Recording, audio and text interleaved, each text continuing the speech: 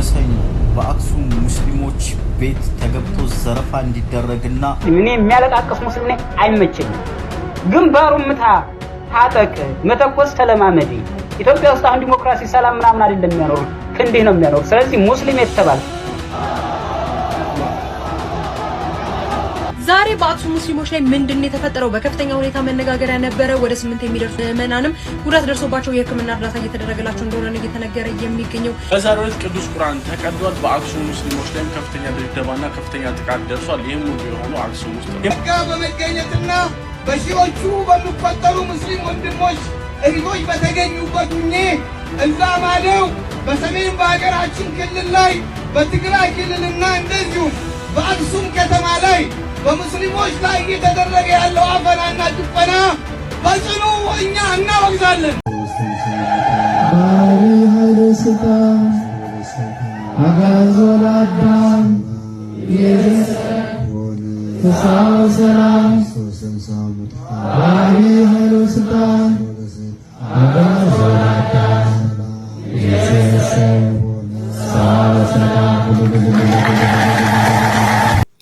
ክርስቶስ ተንሥአ እሙታን አሰሮ ለሰይጣን ሰላም ኮነ። እንኳን ለጌታችንና ለአምላካችን ለመድኃኒታችን ለኢየሱስ ክርስቶስ የትንሣኤ በዓልና በዓለ ሃምሳው ቀን ማለት ነው እንኳን አደረሰን አደረሳችሁ። እንግዲህ ሰላምታው መለዋወጡ ምን ይመስላል የሚለውን ነገር ላይ መግቢያው ላይ የሀገረ ስብከታችን ሊቀ ጳጳስ ብፁዕ አቡነ ማቴዎስ የተናገሩትን ነገር አስችላችኋለሁ። የበዓለ ሃምሳ ሰላምታ ባክ ኤንድ ፎርዋርድ ማድረገው ነው። እኔ ክርስቶስ ተንሥአ እሙታን ስል እናንተ በአብይ ኃይለ ስልጣን የምትሉት የምንለዋወጠው ሰላምታ እንጂ ከአንድ አካል ብቻ የሚመጣ እንዳልሆነ እንድታዩት ብዬ ነው። የሆነ ሆኖ ዛሬ በሰፊው የምንመለከተው የአክሱም ላይ የተከሰተው ነገር ነው።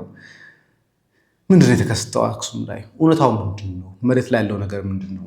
ለምንድን ነው ወሃቢያ ሙስሊሙ እየተንጫጫ ያለው? ደግሞስ ለምንድን ነው ክርስቲያኖቹ ሳያውቁት ሚሆን አውቀውት ለምንድን ነው የወሃቢያው መሳሪያ እየሆኑ ያሉት? በተለይ ዜና የሚሰሩ ወንድሞችና እህቶች ለምንድን ነው በእነሱ የተጠለፋሉት? ደግሞስ ከምን ማስፈራሪያቸው ከምን ደርሷል የሚለውን ነገር ምናልባት ዛሬ 3 ክፍል ልንሰራ እንችላለን። በጣም ሰፊ ነው የሚሆነው። የመጀመሪያው ክፍል ላይ የምንመለከተው ሐሰትን ማጋለጥ የሚሆነው እየተሰራጩ ያሉ ዜና ላይ እየተሰራጩ ያሉ ፎቶዎች አሉ። እነሱ ፎቶዎችን የምንመለከት ነው የሚሆነው። ግን እንዳልኳችሁ እስከ ፍጻሜው ድረስ ቆዩ። ከዛ በኋላ የምንመለከተው ነው የምንለው። የምንጀምረው ከማስፈራሪያዎቹ ነው። ክርስቲያኖች ላይ ምን አይነት ዛቻ እየደረሰ ነው የሚለውን ውስጥ የምትኖሩ ክርስቲያኖች ግን ሙስሊምን ካላሰደዳችሁ የእናንተ እምነት ሙሉ አይሆንም እንዴ?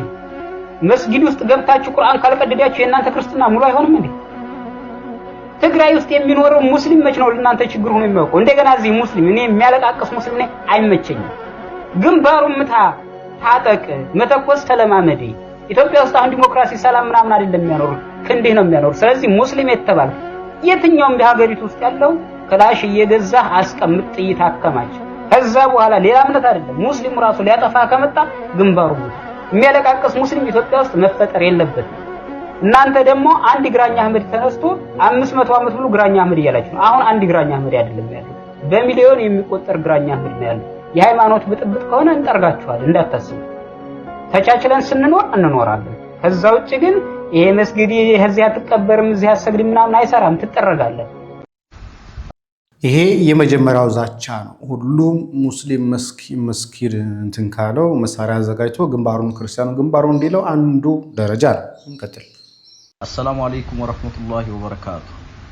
ይህንን ቪዲዮን ሼር፣ ዱዊት፣ ኮፒ ሊንክ እያደረጋችሁ ለሁሉም ሰው እንደሚደርስ አድርጉልኝ። እዚህ በምስሉ ላይ የምትመለከቷቸው ሰዎች ከዚህ በፊትም በተደጋጋሚ ጊዜ አይታችሁ ሊሆን ይችላል። እነዚህ ምስሎችን በአክሱም ሙስሊም እህት ተማሪዎቻችን ላይ የተለያዩ ጫናዎችን ሲያሰድሩና ክልከላ ሲያደርጉ ሂጃብ ክልከላ ሲያደርጉ የነበሩ ናቸው። አሁን ደግሞ ነገ ሰኞ በአክሱም ሙስሊሞች ቤት ተገብቶ ዘረፋ እንዲደረግና የተለያዩ ጭቆናዎችንና ግጭት እንዲፈጠር እየገፋፉ ያሉ ኢንስፔክተሮችና የህግ አካላቶች ናቸው። ሁሉም ሰው የነዚህ ሽብርተኞችን የተሰጣቸውን ኃላፊነት ለግጭት ለዝርፊያ ለወንብድና እየተጠቀሙበት ያለ መሆኑን ሁሉም ሰው እንዲረዳና ነገ እያሰቡት ያለውን ሴራ እንዲከሽፍ እንድናደርግ ሁላችንም ጥረት ማድረግ አለብን። እንግዲህ ቅድም የነበረው ሰው ሳውዲ ላይ ተቀምጦ አሁን ያያችሁት ደግሞ ሶማሊያ ተቀምጦ እንደዚህ ፎቶ እያጋለጠ ነገ እንዲህ ሊያደርጉ እያሰቡ ነው፣ ሽብር ሊፈጥሩ እያሰቡ ነው፣ ሙስሊሙን ሊያጠቁ ስለሆነ ተዘጋጅታችሁ ኑሩ፣ እንደዚህ አይነት ነገሮች ደግሞ አጋልጡ አይነት ነገር እያለ ነው ያለው። ግን ምንድነው ሪያሊቲ የሚለው ነገር ደግሞ እንያቸው። ይህ የምትመለከቱት ቪዲዮ እንግዲህ ሙስሊሞች ይላል በተመለከቱ ቪዲዮን በአክሱም ከተማ ሙስሊሞች በጁማ ሰላት ድብደባ ዛሬ መጋቢት ሚያዝያ 2 ፍትህ ለአክሱም ይላል። የምታዩት ቪዲዮ ላይ ምንም አይነት ድብደባ የሚያሳይ ቪዲዮ የለውም። እንደምታውቁት በተለይ በደንብ ሚዲያ የሚከታተል ሰው ሙስሊሞች የሆነ አካል ሲፈነከቱ እንኳን በፍጥነት ነው ፎቶ አውጥተው ፖስት የሚያደርጉት፣ በፍጥነት ነው ቪዲዮ የሚያሰራጩት። ግን ተደበደበ ያሉ እስቲ የተደበደቡ ሰዎች እስቲ ቪዲዮአቸውን እስቲ ፎቶአቸውን ሞታቸው ግን አያሳያቸው። ለምን ሲባል አንደኛ ነገር ስለሌለ እንዲህ አይነት ነገር ስላልተፈጠረ ነው። የተፈጠረው ነገር ምንድነው በኋላ ላይ እናያለን። የአክሱም ሙስሊሞች ስቃይ ዛሬ ጁምዓ ሰላት ተከለከል ይላል። እንደምትመለከታቸው እንቧከራዩ ያሉ ነው። ግን ተከልክለዋል ወይ አልተከለከሉም? ጁምዓ ሰላት በነገራችን ጁምዓ ሰላት ተከለከሉ፣ ሰግረው የተወጡት። ግን እየታሰበ አንድ ጉዳይ አለ። ምን የሚለውን ነገር እናየዋለን። እንቀጥል። አሰላሙ አለይኩም ወራህመቱላሂ ወበረካቱ። ዛሬ ጅምዓ ነው። ሰላዋት ያደረጋችሁ ዛሬ ከአክሱም ሙስሊም ወንድም እህቶቼ የደረሰኝ መረጃ በጣም የሚያሳዝን ነው። እኛ ሙስሊም ወንድም እህቶቻችሁ አይደለንም ወይ? እኛ ወገኖቻችሁ አይደለንም ወይ? በሀገራችን በቀያችን እየተገፋን እስከመቼ? ዛሬ የጅምዓ ሰላትን እንዳንሰግድ ተከልክለናል። እባካችሁን ድምጽ ሁኑን። የክልሉ መንግስት አንድ ነገር ያድርግ። የፌደራል መንግስትም ይሄንን ጉዳይ ችላ ሊለው አይገባም ብለዋል። እንግዲህ እንላፋቸው ወሬ አክሱም ጸጥታ አካላት መስገድ አትችሉም ብለው ማይክል ወስዱም። ግን ጀግና ኡስታዙ እንደመራው ነው። ይሄ መስጊድ ውስጥ አይደል፣ ውጪ ነው እየሰገዱ ያሉት። አሁን ተከለከልን የሚሉት ይሄንን መስጊድ ውስጥ መስገድ ሳይሆን ውጪ መስገድ ነው። እንደምትመለከቱት መስጊድ የላቸውም ወይ? መስጊድ አላቸው። በነገራችን ላይ በጣም ብዙ መስጊዶች አላቸው። በአክሱም ከተማ ለጁሙዓ ሰላት በወጡ ምዕመናን ላይ ጥቃት መፈጸሙ ተሰምቷል።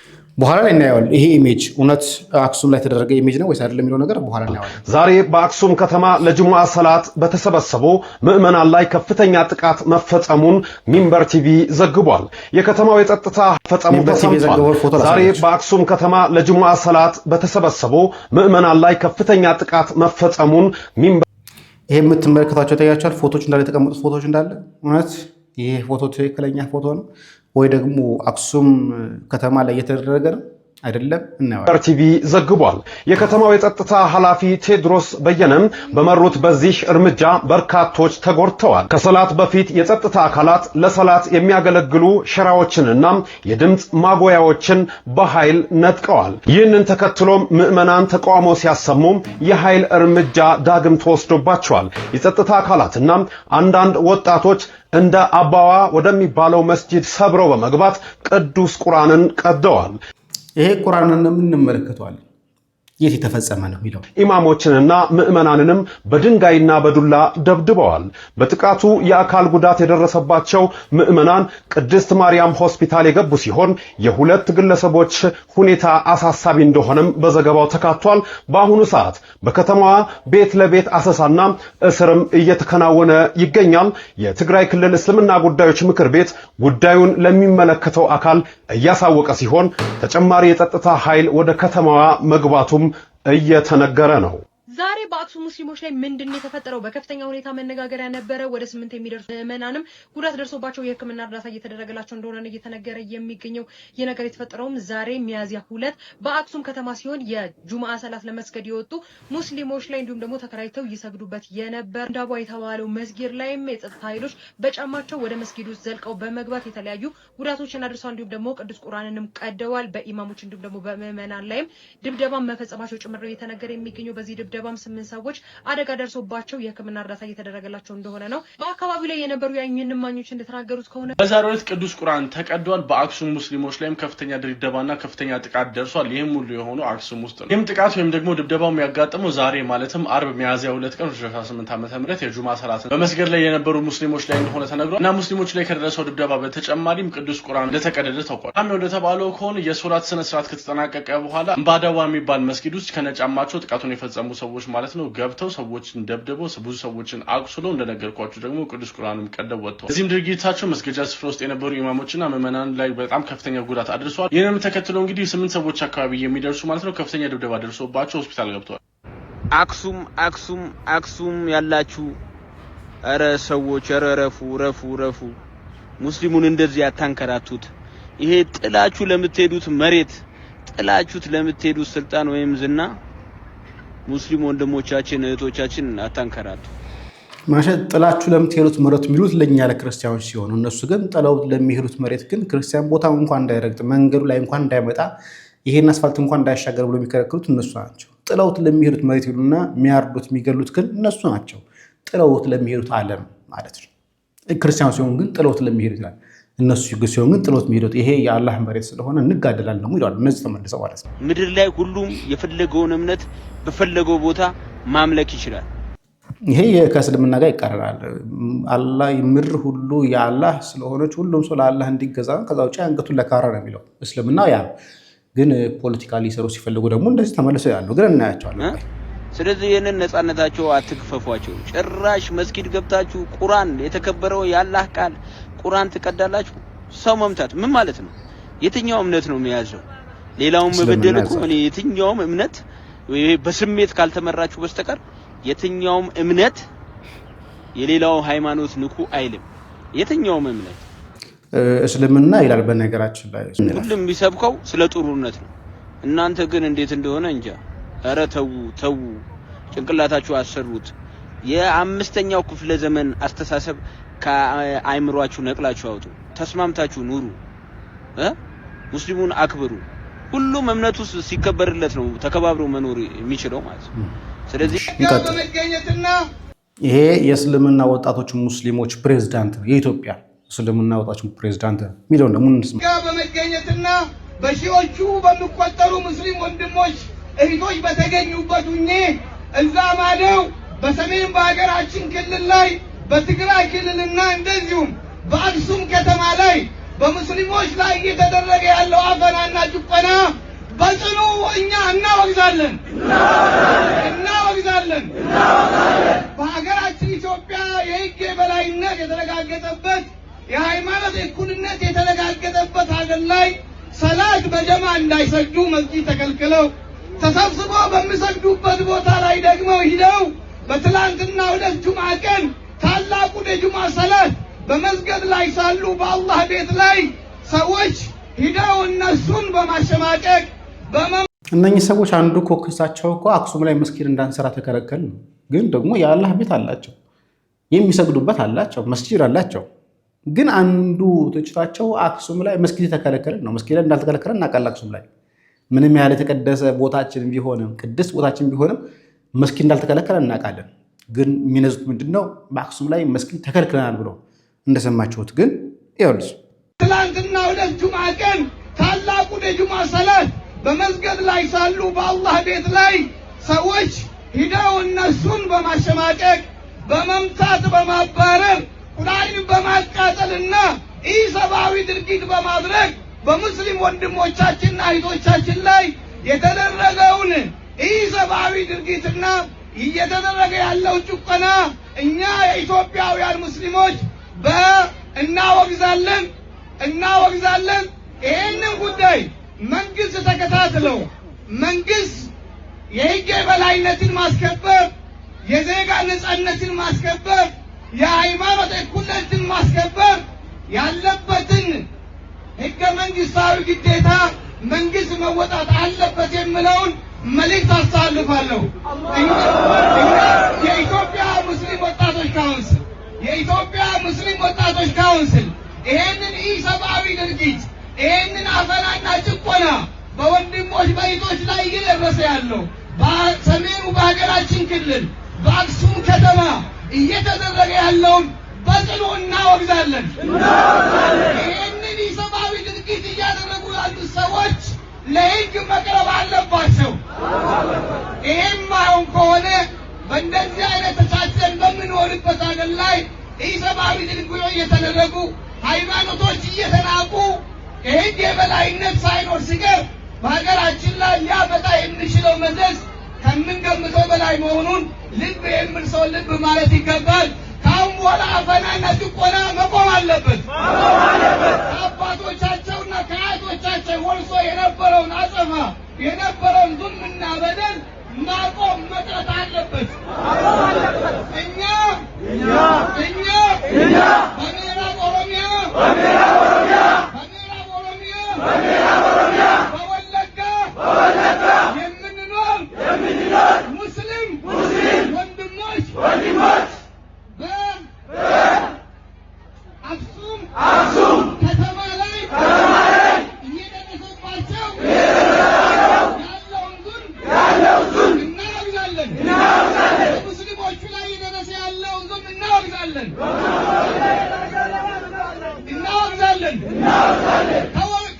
እኛ የወለጋ የምዕራብ ኦሮሚያ የኦሮሚያ ሙስሊም ወንድሞች ከትግራይ ከአክሱም ሙስሊም ወንድሞች ጋር ነን። አላሁ አክበር አላሁ አክበር አላሁ አክበር። እናመሰግናለን ነው እንግዲህ ይሄን የሆነው ተጫጫሁ እንዲህ አሉ አላሁ አክበር አሉ። በኋላውን ከአብይ ጋር በተገናኘ በኋላ ላይ እንመጣበታለን። ግን ምንድነው የተፈጠረው? አክሱም ላይ የተፈጠረው ነገር ምንድነው? መጀመሪያ ዕለቱ አርብ ነው። ይሄ ማለት ሚያዝያ 2 ነው። በፈረንጆች ደግሞ አፕሪል 10 ላይ ነበረ። መስጊድ አርብ ላይ በማይክ በር መሰላት እየሰገዱ የነበሩት።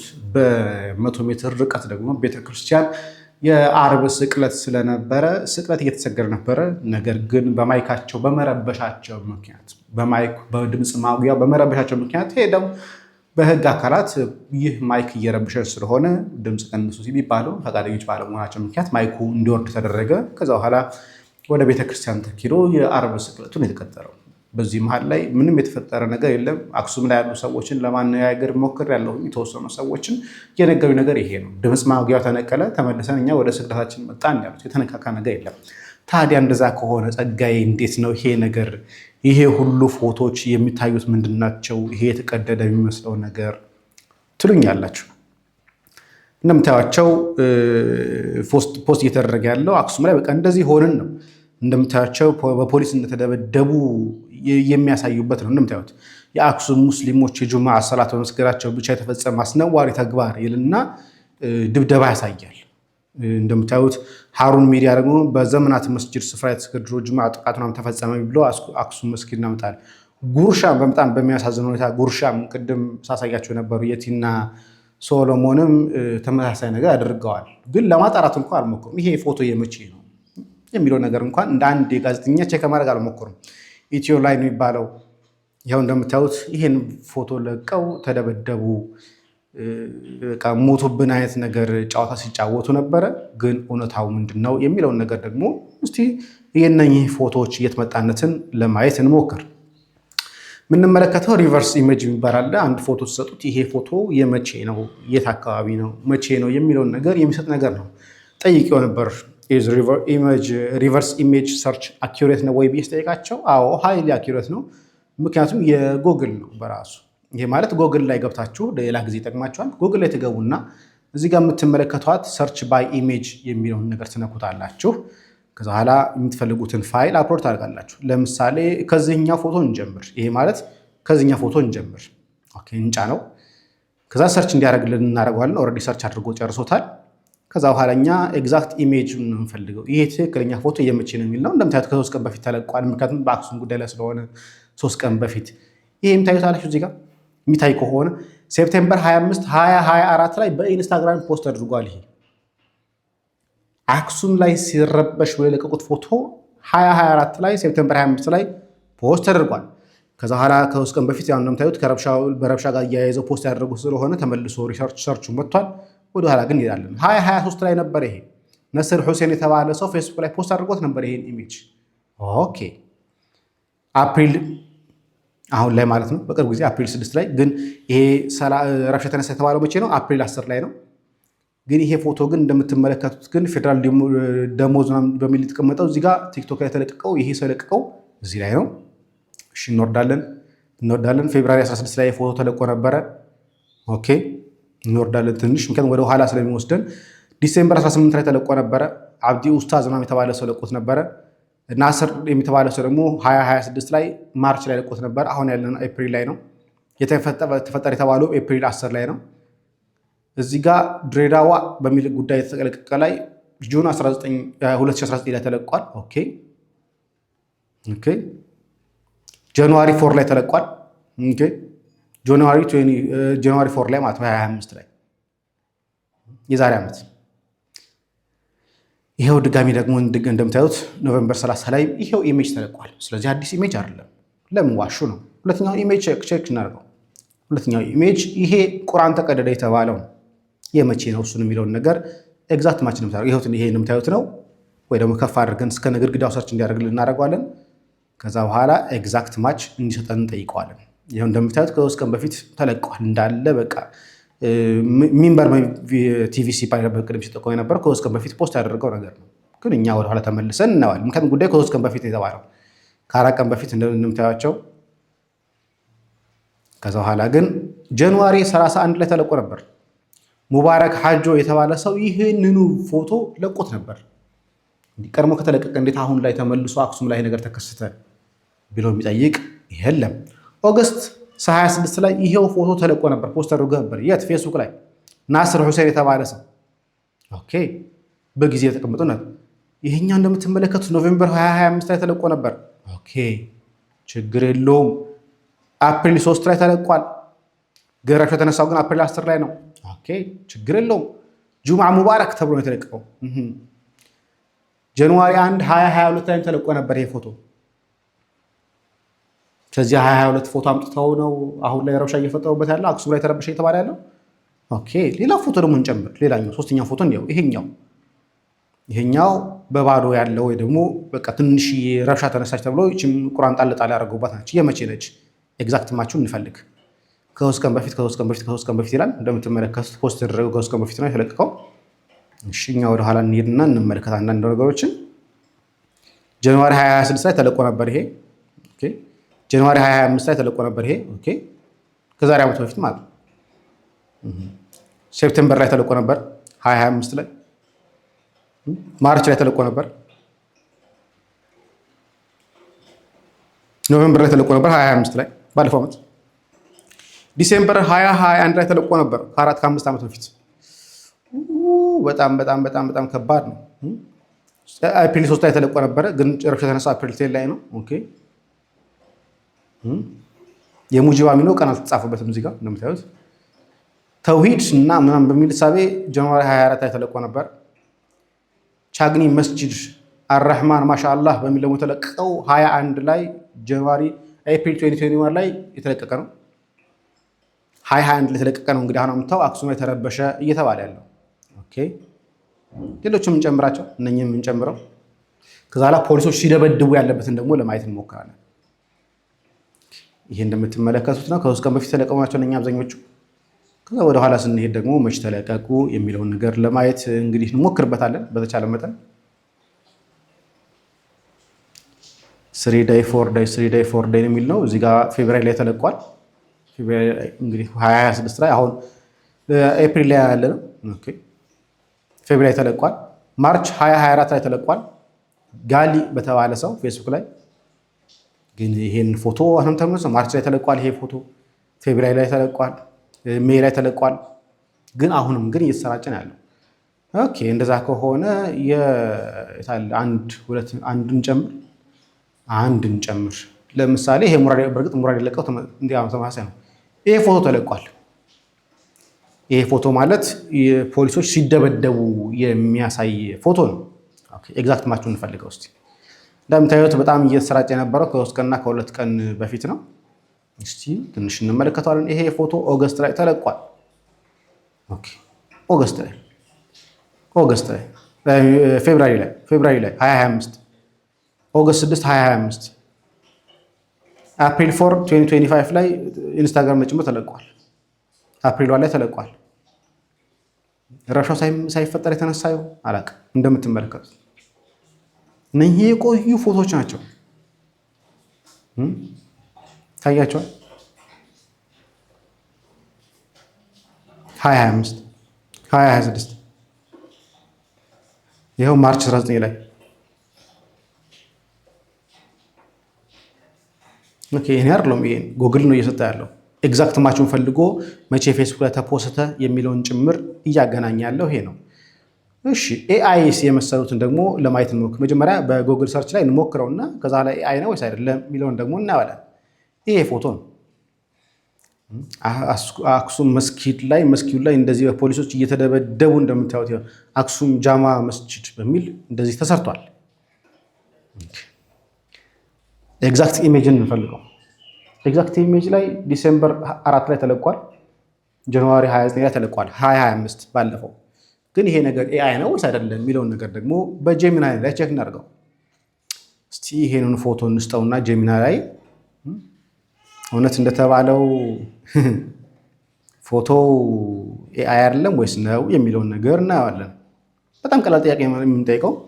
is this image ነው የምንለው። ኤአይ ብለን ብቻ እንጠይቀው። ኤአይ ነው ወይ ኢሜጅ ብለን እንለዋለን። አናላይዝ ያደረገ ነው። this image was generated with Google AI በጉግል ኤአይ የተሰራ ፎቶ ነው ማለት። እንግዲህ ይሄን ይዘው ነው ሙስሊሞች ሲደበደቡ ነበር ብለው ፖስት ያደረጉት ፎቶ ይሄ ፎቶ ነው። ክርስቲያኖችን ለማሸማቀቅ፣ ክርስቲያኖችን ለመደብደብ፣ ክርስቲያኖችን ለማስገደል ሲጠቀሙበት የነበረው ማለት ነው። እንግዲህ እነኚህ ሰዎች በኤአይ የተሰራው ፎቶ አምጥተው ክርስቲያኖችን ለማስደብደብ፣ ክርስቲያኖችን ለማስገደል የአክሱም ከተማ ምክንያት ፈልጎ ለመረበሽ እየተንቀሳቀሱበት ያለ ኢሜጅ ነው። ኢሜጁ ፌክ ነው። ፎቶዎቹ የድሮ ናቸው፣ አሁን አይደለም።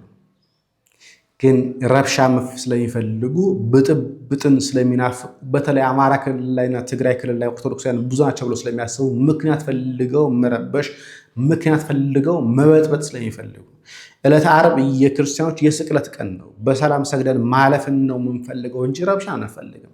እነሱ ግን ሆን ብለው ግን በድምፅ ሲረብሹ ፖሊሶች መጥተው የዛሬ ስቅለት ቀን ነው እየሰገዱ ስለሆነ አትረብሿቸው ብለው ማይኩን ቀሟቸው። ከዛ ውጭ የተደረገ ነገር የለም። ተደበደቡ ምን አሉ። አስቡት፣ ሙስሊሞች የነሱ ሰው ተደብደቡባቸው ፎቶና ቪዲዮ ሳይለቁ ሲቀሩ አስባቸው። ግን የለም፣ ፎቶም የለም፣ ቪዲዮም የለም። ምክንያቱም እውነታው እንደዛ ስላልሆነ ያውቁታል። ግን ክርስቲያኖችን ከነሱ ጋር እንዲተባበሩና ዜና እንዲሰሩ ግን አደረጓቸው። የተፖስተው ፖስት እንኳን ጉርሻ ሚዲያ ፖስት ያደረገውን እንኳን ከየት መጣ የሚለውን እንኳን ሰርች ማድረግ አይፈልግም። እንደ ትልቅ ሚዲያ ወደ ሚሊዮን የሚጠጋ ፎሎወር ያለው ፔጅ ነው። ከየት መጣ እንኳን ቼክ አያደርግም። ሰሎሞን ቼክ አላደረገም። እነኚህ ኢሜጆች መቼ ነው ፖስት የተደረጉት? ሪቨርስ ኢሜጅ እንኳን ቼክ ለማድረግ እንኳን አልሞከሩም። ግን እነሱም አብረው ግን በቃ ዜና ስለሆነ ብቻ ክሮስ ቼክ ሳያደርጉ እንዴት መቼ እውነታ ነው ወይ ደውለዋል እዛ አካባቢ ላይ ነው። ግን ተረባርበው ክርስትናው እንዲጠቃ ክርስትናው እንዲመታ ግን አብዛኞቹ ስለሚፈልጉ አንዳንዶቹ ሳያውቁ በየዋህነት ስለሆነ ያሳዝናል። ይሄ ክፍል 1 ነው። ክፍል 2 ደግሞ በሌሎች ቪዲዮዎች ደግሞ እንመጣለን። ሰላም ጊዜ ከእናንተ ጋር ይሁን። ቸር ቆዩ። ለብዙዎች እንዲደርስ ግን ሼር አድርጉት።